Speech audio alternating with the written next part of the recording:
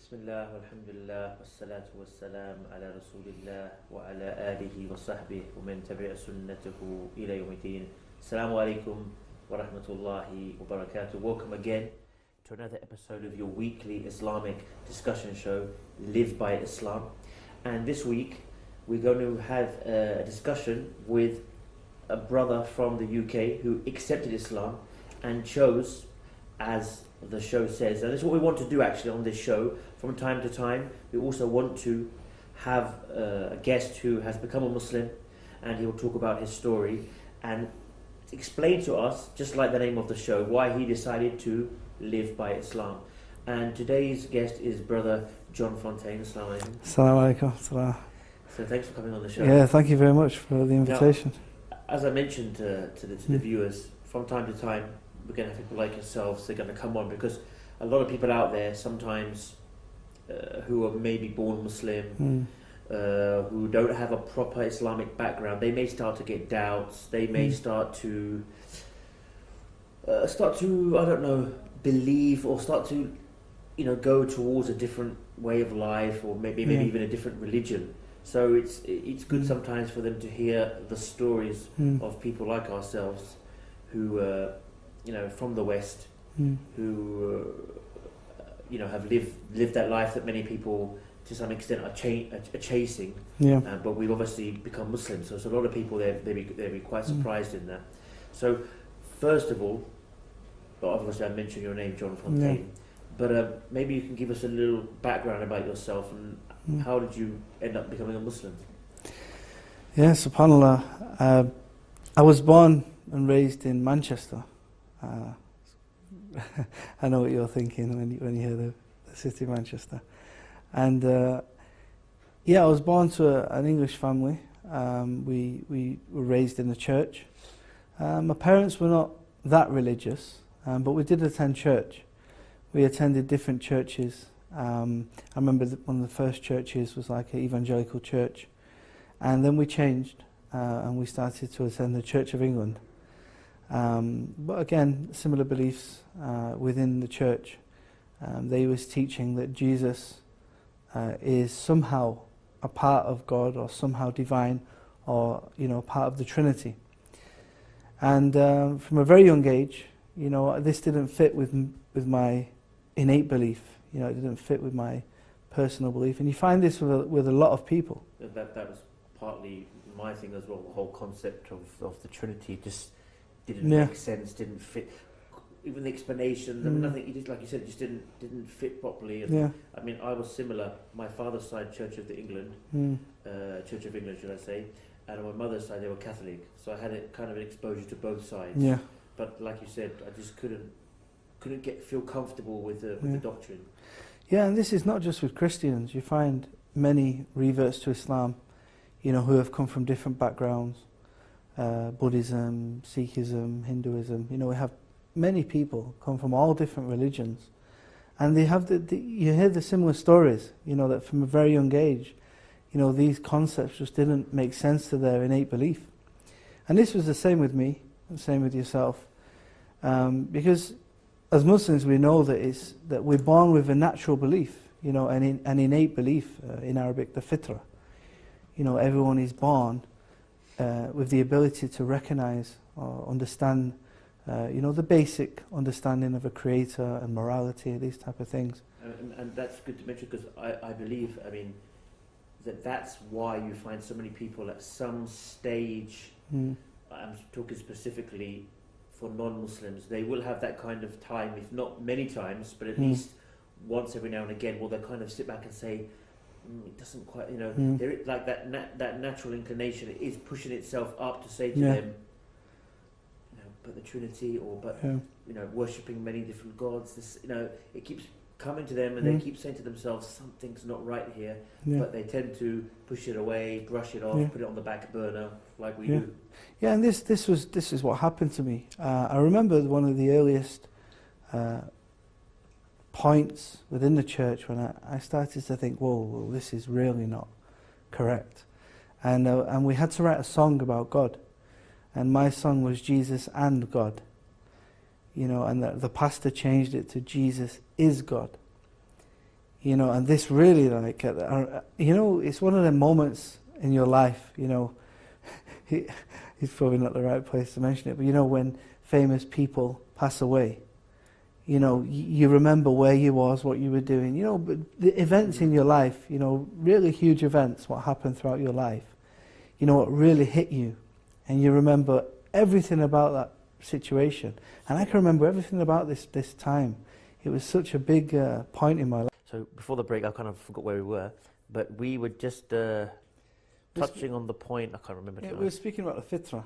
Yeah. You know, that people have that little thing that these keeps popping up. inclinations. Yeah, things in their life don't make sense, and this is the fitra. You know, and from me being a very young age, you know, I knew Christianity. This does not connect with my innate belief, and yeah, I was very active in the church.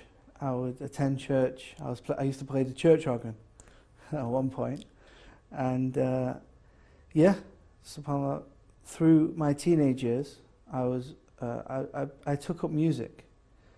I was very passionate about music.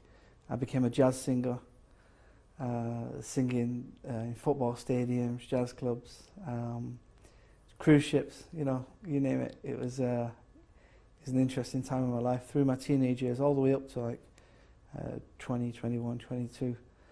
And I was very passionate about music, and it became a good job. I'd make a lot of money. So through my teenage years, I kind of forgot about God. I forgot about religion. You know, these important questions of why are we here? You know, what is the purpose of life? I forgot about them. You know, my fitra was covered. I was just concentrating on chasing the dunya, trying to make as much money as I could. You know, and this is what many people fall into. You know, all over the world, people are doing the same mistake. Yeah, man, and a lot of the time you find that not everybody ends up becoming Muslim, but the reality is a lot of the time what stops them from looking further or following that kind of natural inclination and continuing is, like, I've had discussions with people who said to me, look, I believe in Islam, it's clearly to me it's the right religion, but I've got family, my friends, my social network, my boss, you know, where I live there's no Muslims, it would never work, that kind of thing. And a lot of that is related to either chasing the world or not wanting to give up aspects of that world. I mean, you can understand to some extent, but obviously, as we always say, that if you're in that kind of situation, it's better to become a Muslim who makes mistakes. You don't have to become perfect and then become a Muslim. Yeah. And you don't have to like go and announce it on the streets.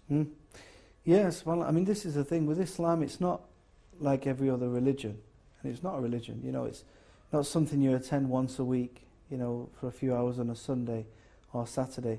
You know, it's a whole way of life, and this is, you know, deen in Arabic. You know, it's a whole way of life, and everyone has a deen, whether they like it or not.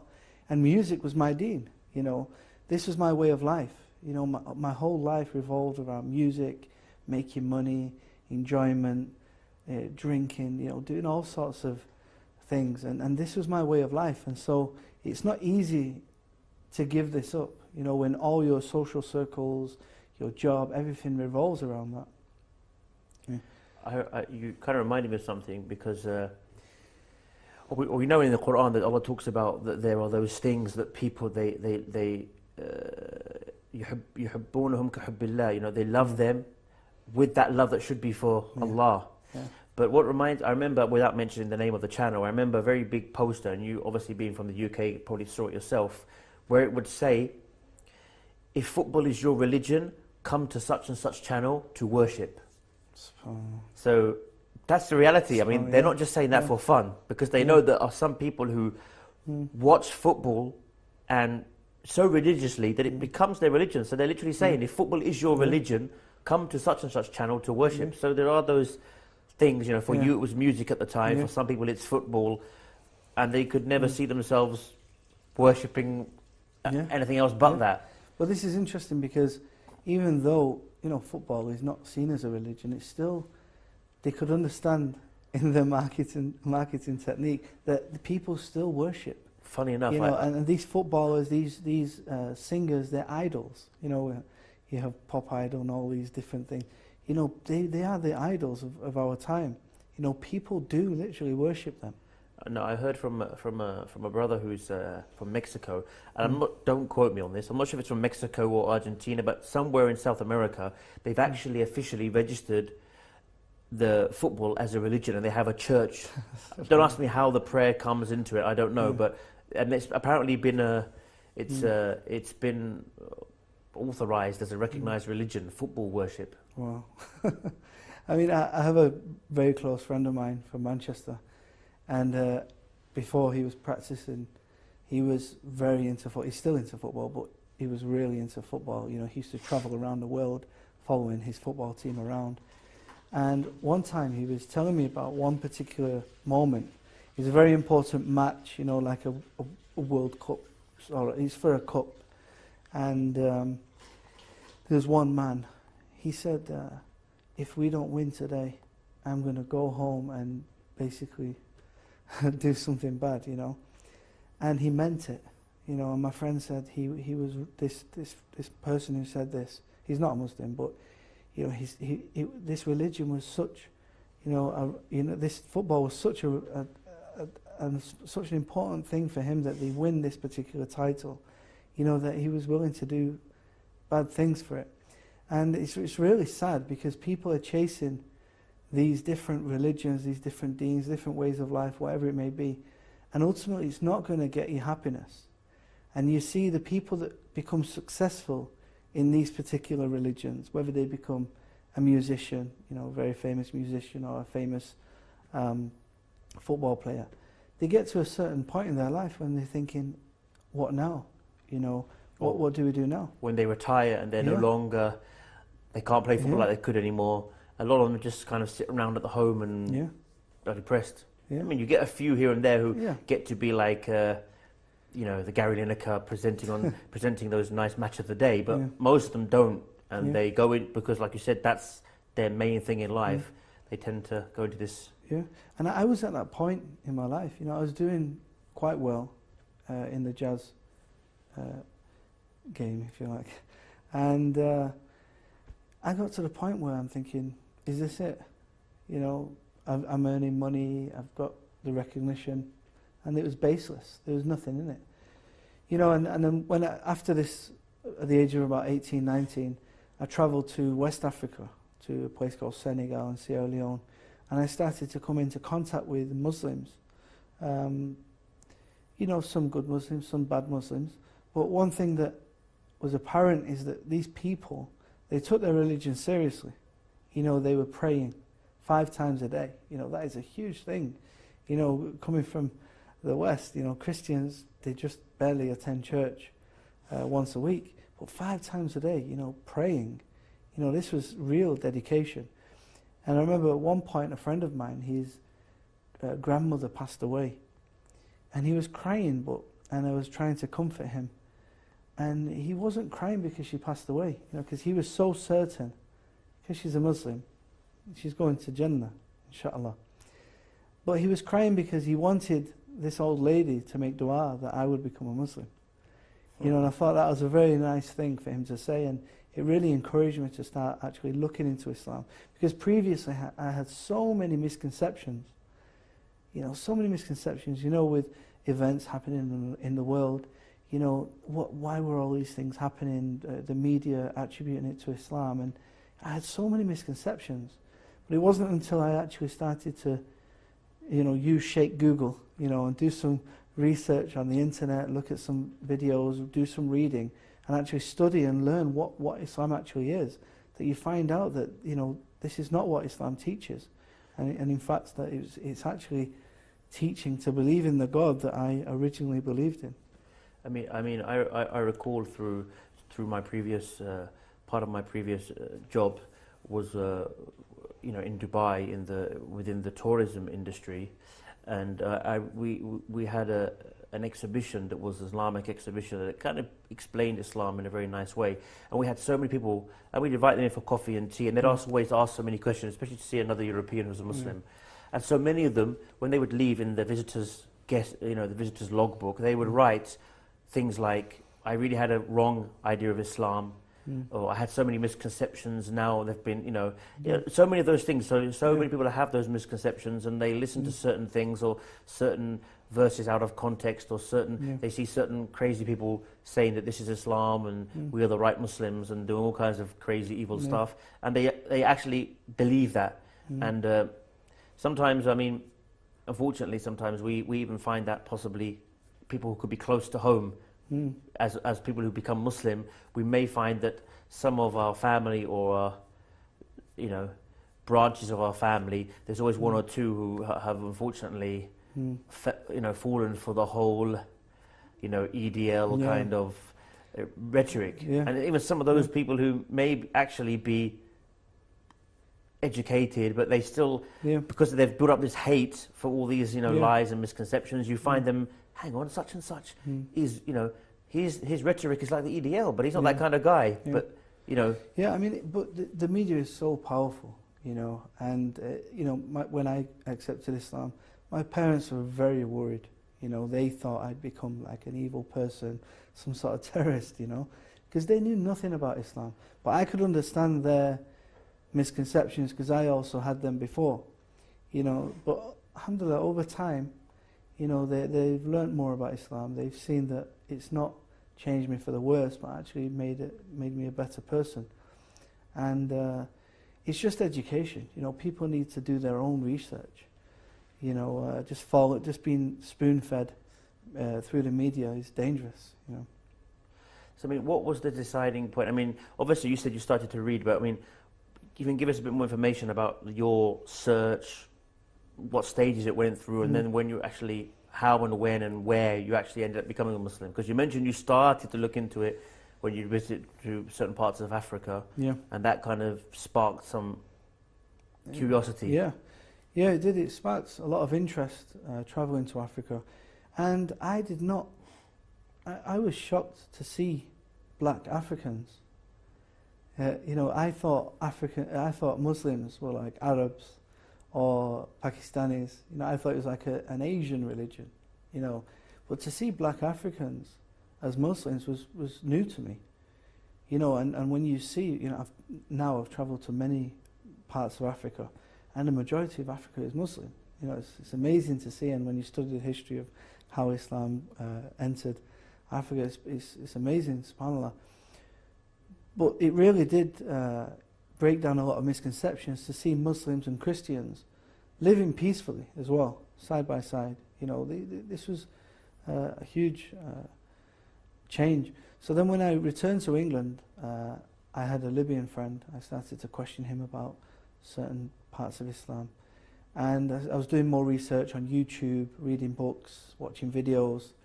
But I didn't really have anyone to speak to in Manchester. There wasn't, I didn't know anyone to ask about Islam. But then I travelled to Egypt. I had a friend in Egypt, so I went there for a holiday. And already before I travelled to Egypt, I'd already fasted Ramadan. Not the whole Ramadan, but most of Ramadan. I'd already fasted on my own in my parents' house. Nobody knew.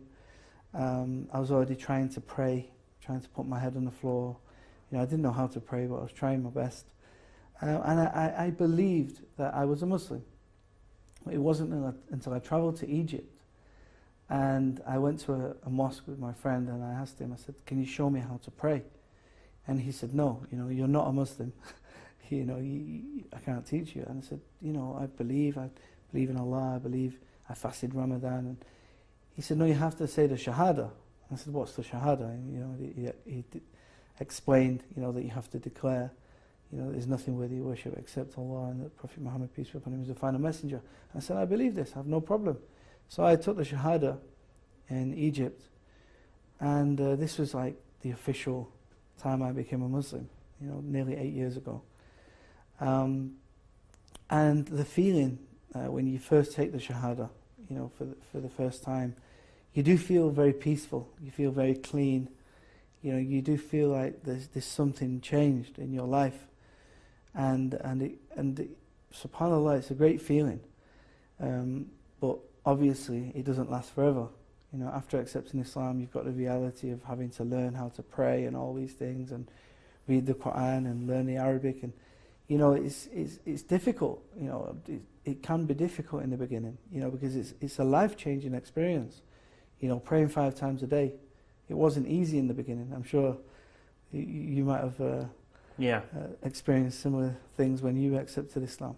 Yeah, I remember for me it was what was kind of difficult in the sense of at that stage, my friends at that time in school didn't pray 5 times a day. So I found the people that I was kind of looking at or looking for not guidance, for examples, they themselves weren't praying. So I would go and pray myself in the classroom, or when it was the end of school and the school bell would ring and everyone would go to catch the bus, I'd say, let's pray Asr, and they'd say, oh no, we've got to get the bus. So I'd pray by myself. Or let's pray Dhuhr. Oh no, we're going to go to the canteen, the best food's going to finish. So that was what I found difficult in the sense of, you know, I didn't have that kind of support because I became Muslim at 14 at school. So the people around me were like, they weren't the best of examples, you know. But then again, to be fair at the same time, they were the reason that I initially looked into Islam, because they would pray sometimes Jummah. But when it came to the 5 daily prayers, that was what I found difficult. Or at the time, I remember I would pray in secret upstairs in my room. So if I'd hear my father coming up the stairs or my grandparents, which obviously is not the right thing, but I'd quickly stop praying and throw my, not that you have to have a prayer mat, because I had a carpet, but I was new and I thought you have to pray on the prayer mat. So I'd throw the prayer mat under the bed and just sit on the bed twiddling my fingers. So that's what I felt difficult, trying to fit it in and not be strange at school and do it without being caught at home in the beginning. But I remember because I was living with my parents at the time, and my bedroom is above my parents' bedroom. And the floor is a bit creaky, you know, so you're getting up in the middle of the night, well, the morning for Fajr, creaking, you know, going, making wudu, coming back, and you're trying to pray and not make the floor creak, you know, to wake them up. And at this point, they didn't even know I was a Muslim.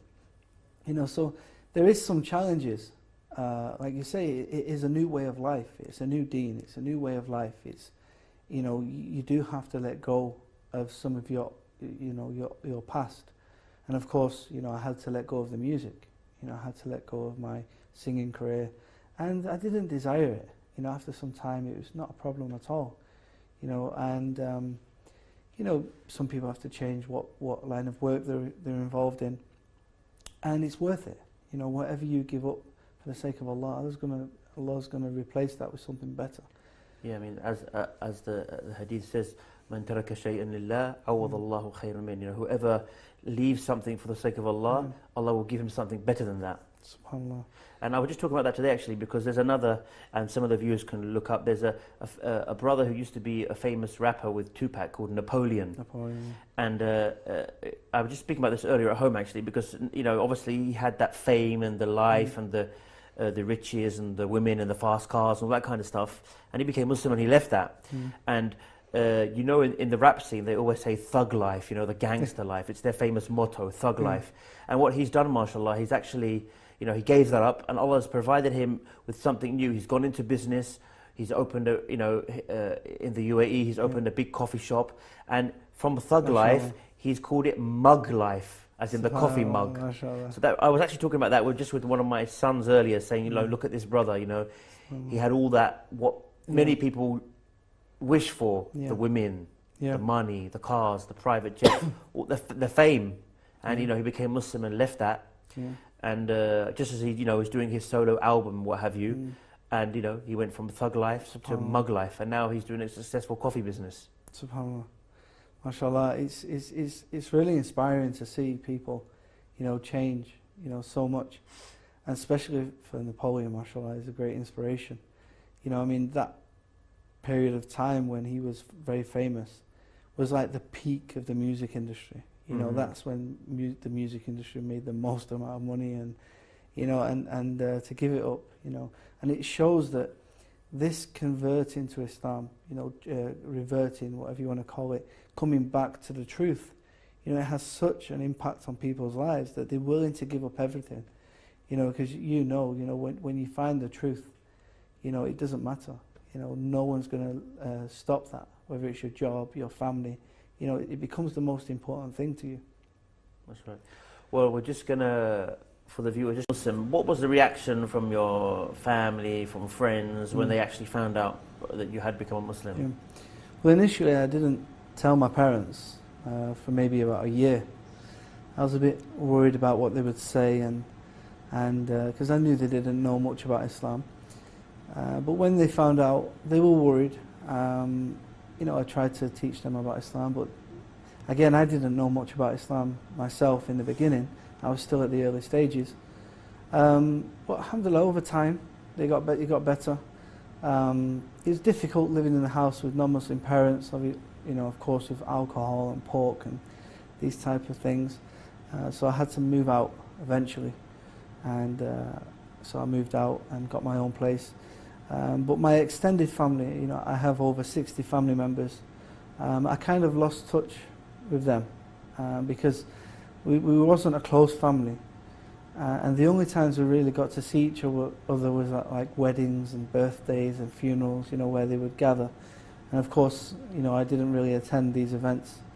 You know, so I kind of lost touch with a lot of them.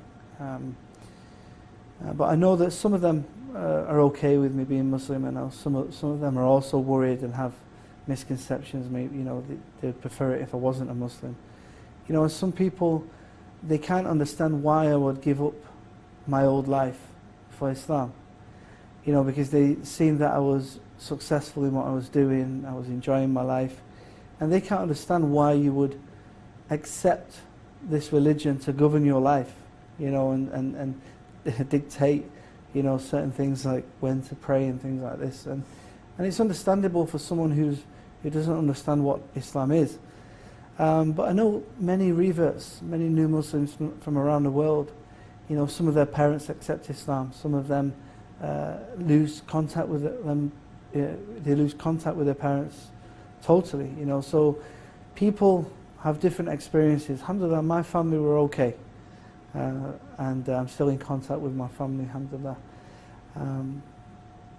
But yeah, subhanAllah, it's not an easy thing, and you know, there needs to be more support from the Muslim community, because the Muslim community needs to understand that, you know, these new Muslims are their family. You know, that you are the new family of that new Muslim, and you need to take the responsibility, help them, support them, educate them, even financially help them if need be.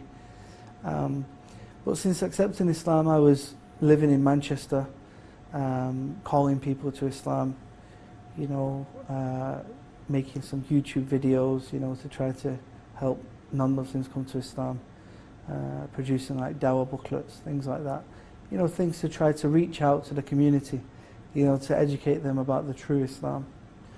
Islam, and attracted me to Islam, attracted so many people to Islam, is this only worshipping God alone. So if there are Muslims from whatever denomination they may be, and whatever groups they may be, that they have, because it happens across the board.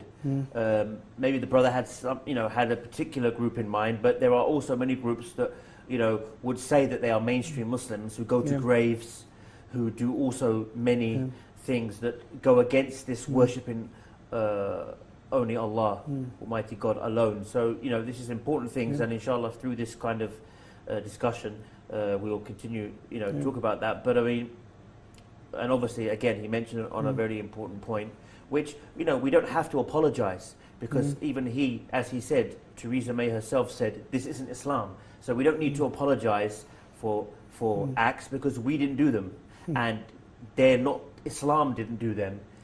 Some warped individuals with a not even, you can't even call it an Islamic concept, their own derived concept did these acts. But what we can do, in my opinion, is condone them. Again, not because we have to condone them, because most Muslims condone them. I mean, there's major scholars all over the world who don't get media time, who can condone it. There's courses that are run which bit by bit break down the false arguments of these kind of extremists.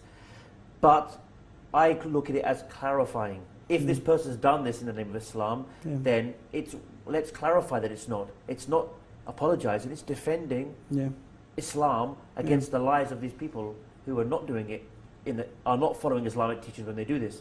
So it's a good point to be made, and inshallah, these kind of things will be discussed bit by bit over various shows and topics. Now, what's interesting, because I remember a few years ago now, probably 2 or 3 years, there's an organisation in the UK called Faith Matters, and they do like research. So they're not a Muslim organisation, they're just a general organisation that do research about religion and statistics.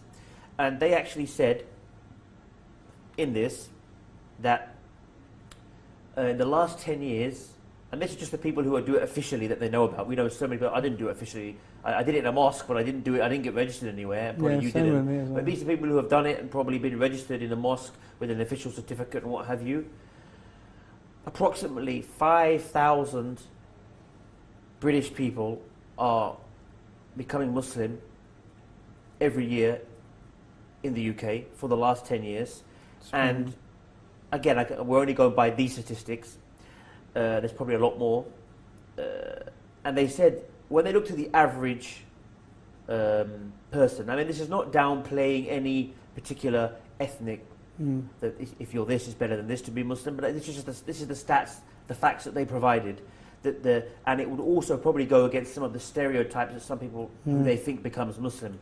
So when they checked who were the average people within these 5,000 a year, they happened to be young, educated, successful career women who actually happened to be white as well. Women. English. So they were what people look at as being, unfortunately, in this world we live in, to be white and European in many people's is wow, they're the chosen people, which obviously we know Islamically we're all the same, based upon who's the best in being, in piety is the one who's the best.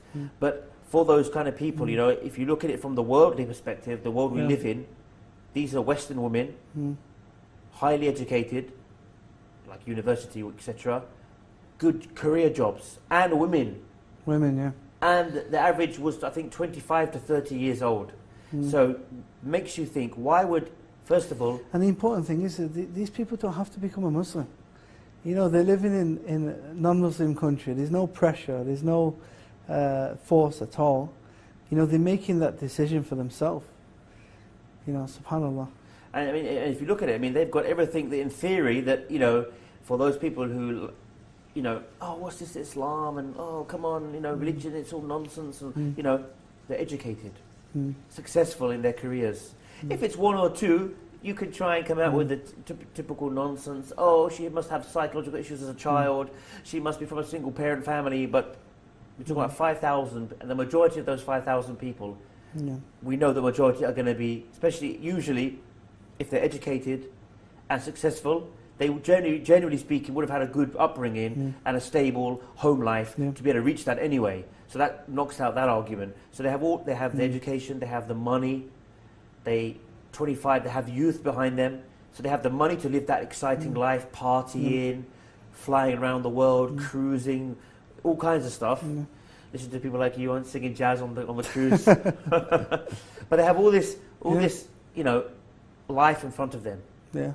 They live in what I consider modern civilized countries, and they are going to what people are saying.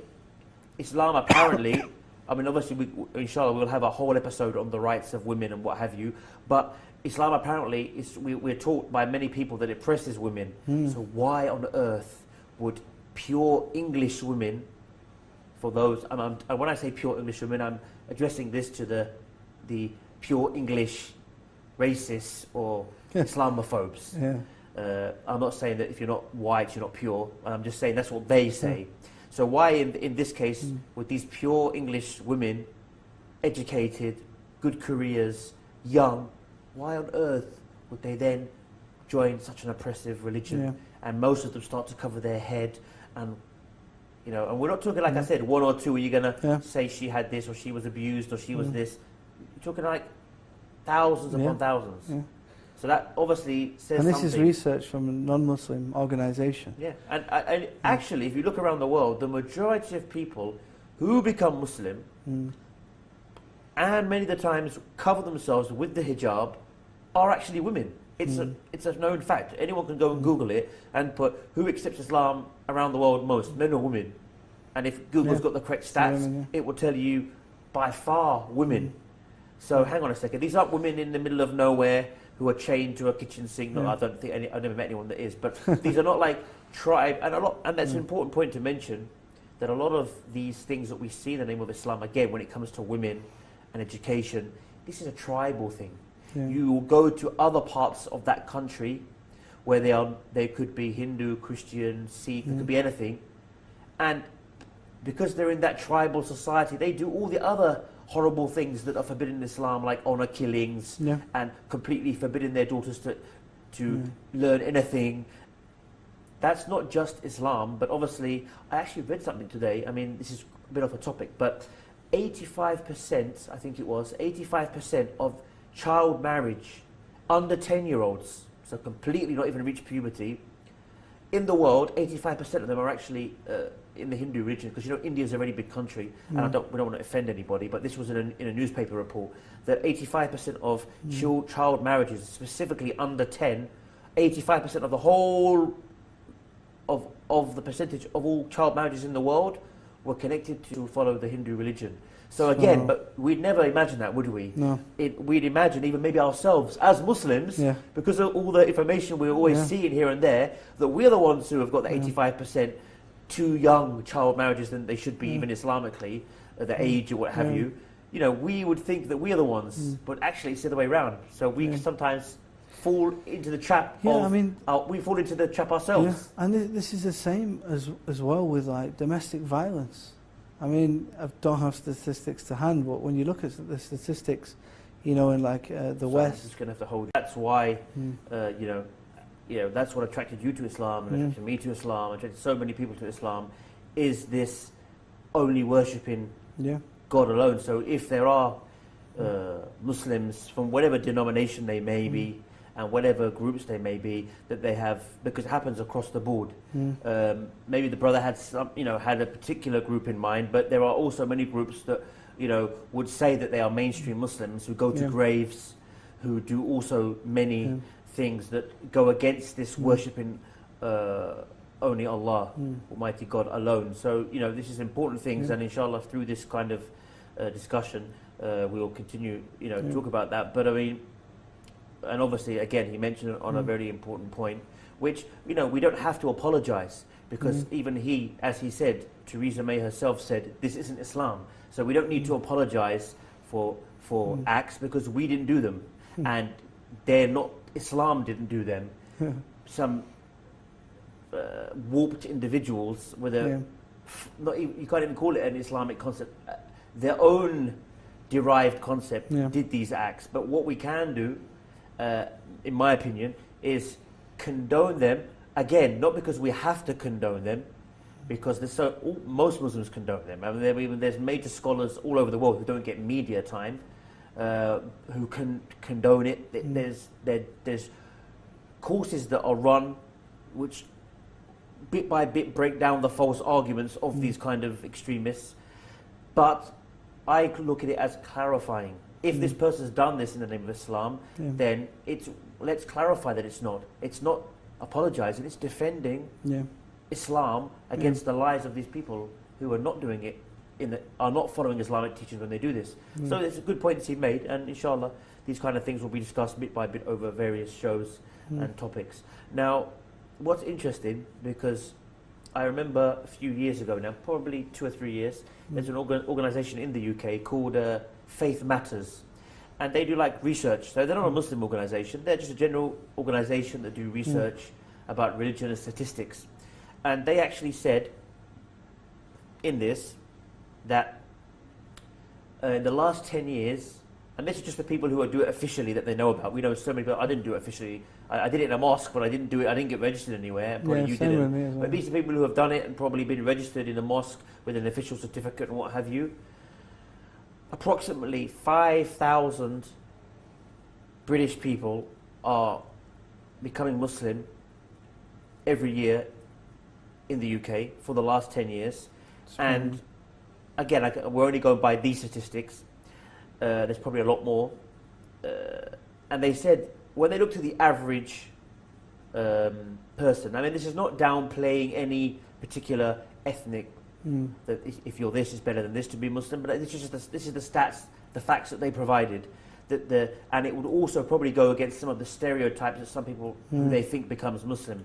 So when they checked who were the average people within these 5,000 a year, they happened to be young, educated, successful career women who actually happened to be white as well. Women. English. So they were what people look at as being, unfortunately, in this world we live in, to be white and European, in many people's is wow, you know, they're the chosen people, you know, which obviously we know Islamically we're all the same, based upon who's the best in being, in piety is the one who's the best.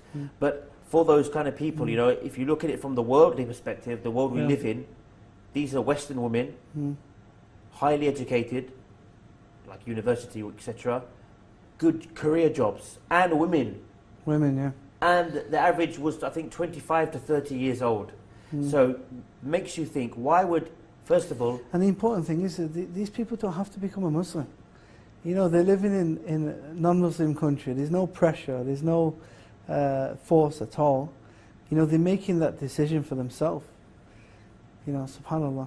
And I mean, if you look at it, I mean, they've got everything that, in theory, that, you know, for those people who, you know, oh, what's this Islam? And, oh, come on, you know, religion, it's all nonsense. And, you know, they're educated, successful in their careers. If it's one or two, you could try and come out with the typical nonsense. Oh, she must have psychological issues as a child. She must be from a single-parent family. But we're talking about 5,000, and the majority of those 5,000 people, we know the majority are going to be, especially usually, if they're educated and successful, they generally speaking would have had a good upbringing and a stable home life to be able to reach that anyway. So that knocks out that argument. So they have the education, they have the money, they have youth behind them, so they have the money to live that exciting life, partying, flying around the world, cruising, all kinds of stuff. Listen to people like you and singing jazz on the cruise. But they have all this, you know, life in front of them. Yeah. They live in, you know, what I consider to, you know, modern, civilized countries. And they are going to what people are saying, Islam apparently, I mean, obviously, inshallah, we'll have a whole episode on the rights of women and what have you, but Islam apparently, we're taught by many people that it oppresses women. So why on earth would pure English women, for those, and when I say pure English women, I'm addressing this to the pure English racists or Islamophobes. I'm not saying that if you're not white, you're not pure. I'm just saying that's what they say. So why, in this case, with these pure English women, educated, good careers, young, why on earth would they then join such an oppressive religion? And most of them start to cover their head, and you know, and we're not talking, like I said, one or two. Are you gonna say she had this, or she was abused, or she was this? You're talking like thousands upon thousands. So that obviously says something. And this is research from a non-Muslim organisation. Yeah, and actually, if you look around the world, the majority of people who become Muslim, and many of the times cover themselves with the hijab, are actually women. It's a known fact. Anyone can go and Google it and put who accepts Islam around the world most, men or women. And if Google's got the correct stats, it will tell you by far women. So hang on a second. These aren't women in the middle of nowhere who are chained to a kitchen sink. No, I don't think I've never met anyone that is. But these are not like tribe, and that's an important point to mention, that a lot of these things that we see in the name of Islam, again, when it comes to women and education, this is a tribal thing. You will go to other parts of that country where they could be Hindu, Christian, Sikh, it could be anything, and because they're in that tribal society, they do all the other horrible things that are forbidden in Islam, like honor killings, and completely forbidding their daughters to learn anything. That's not just Islam, but obviously, I actually read something today. I mean, this is a bit off a topic, but 85%, I think it was, 85% of child marriage under 10-year-olds, so completely not even reached puberty, in the world, 85% of them are actually in the Hindu religion, because India is a very big country, and we don't want to offend anybody, but this was in a newspaper report that 85% of child marriages, specifically under 10, 85% of the whole of the percentage of all child marriages in the world were connected to India, and it happened to be those who follow the Hindu religion. So again, but we'd never imagine that, would we? No. We'd imagine even maybe ourselves as Muslims, because of all the information we're always seeing here and there, that we're the ones who have got the 85% too young child marriages than they should be, even Islamically, at the age or what have you. We would think that we're the ones, but actually it's the other way around. So we sometimes fall into the trap we fall into the trap ourselves. Yeah. And this is the same as well with like domestic violence. I mean, I don't have statistics to hand, but when you look at the statistics, in like the West, I'm just gonna have to hold you. We've got to. People aspire. They're saying the grass is greener on the other side, as they say. People are aspiring to be like people who they don't even understand. The sad thing is when you travel throughout the world, I've travelled much of Asia and Africa, and everyone has this dream of wanting to go to the West, go to Europe and America, as if it's some holy land, some land of light. Streets are paved with gold. Yeah, and in reality, people are suffering. Some people are suffering there. Life is not easy there for a lot of people. Some people are living in severe poverty, in the States, even in Europe. And, not everyone has a good education, The amount of old people that die in the winter, through not being able to turn their electricity on or their gas, because of poverty, there's so many people dying. And this is not how people see the West. And even in terms of religion, like he mentioned, communism, and it's the same with secularism, communism, all these atheistic deans, where they basically teaching that there is no creator, therefore no accountability, and this is sad because, a lot of Iranians who I meet in England, a lot of them are actually atheists, where they've come away from religion altogether. That they've stopped believing in a creator.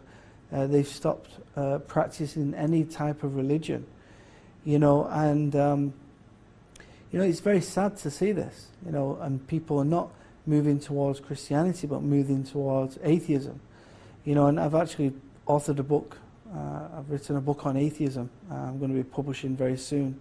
And inshallah, I'd like to come back sometime to actually speak about that. We want you to have, because in a lot more depth. You've also written a book that talks about the reality of the Injil, which is loosely often, you could say, maybe it's the gospel of Jesus, but it's obviously, that's a long discussion, and that will be its episode. But inshallah, we'll have you on more than once, inshallah. So we can have an episode talking about Jesus, peace be upon him, and the revelation sent to him and his true message, and we'll have another one on the book which I believe is called The God Solution. Yeah, about atheism.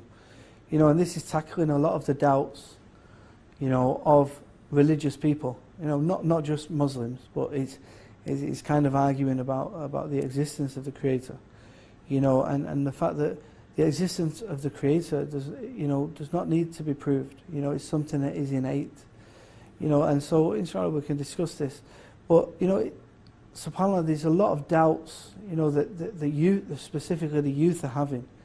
And it's from the media, it's from music, it's from Hollywood and Bollywood and all these woods, all these types of media. It's confusing people, because people, again, they're so caught up in their deen, in their way of life, that they're not even thinking about these important questions.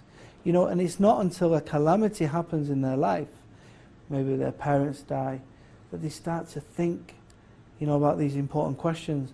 And we're saying, look, you need to think sooner, because, it's going to be too late one day. That people need to think about these important questions. We've only got a couple of minutes left, but also a very important point is, what you said, and the fact, again, that a lot of what people are exposed to is cultural Islam, where Islam is mixed with the culture, and sometimes the culture goes above, and there can be negative things in any culture. Yeah. So what happens is these people grow up thinking that some of these things that may be oppressive, may be not fair to women, maybe not fair in many different aspects, thinking that this is our religion, and maybe they're even told that that's their religion, and they believe it is. Yeah. But if they were to go back and check the proper, authentic sources of Islam, they'd say, hang on a second, not only is this the way that I've been treated, the way we've been told, the way that the men look at us as women, this and this and that and that, that's not how the Prophet Muhammad taught us. Or this way I was taught to follow, to pray to this person and to pray to that person, and this person knows